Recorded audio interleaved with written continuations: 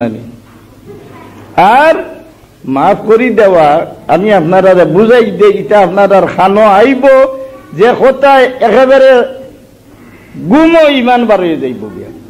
এমন শব্দ আপনারা শুনাই দিবা আল্লাহ নবীর উপরে আপনার একেবারে বাপ ছুটি যাইব যে তাই না আমরা লাগান মানুষ আসলা তো তাই বেড়ি বেড়তে নেবে দিয়েছে, আমি বেড়ি বেড়তে নেবে তান করে উঠতে হয়েছে, আমার করে উঠতে হয়েছে, যেগুলা মোল্লা বেটায় বুঝাইবো আপনি মাথা ঠিক রাখতে পার পাইনি। আর কোরআন শরীফের আয়াত দিয়া দিয়া দলিল দর্শাই দিব বা মা বাবার খবর গিয়া জিয়ারত করো, এটা জিয়ারত করতে খানো ভাই দেয় আল্লাহ না করছেন মুর্দায় শুনুন না, নাউজুবিল্লাহ মিন যালিক।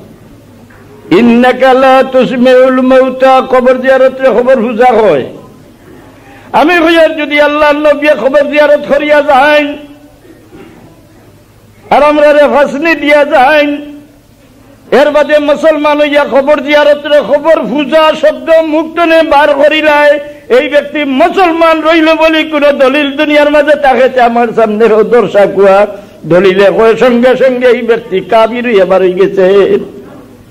আল্লাহ নবীর খামরে দোষী খাম যে ব্যক্তি সাবিত করে সেই ব্যক্তি আবার মুসলমান রয়।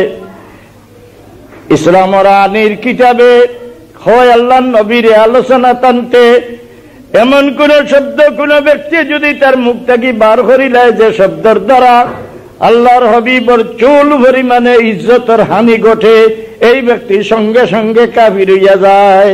এক পুরো শব্দ লেখা দুরূদ শরীফ পড়ো চল।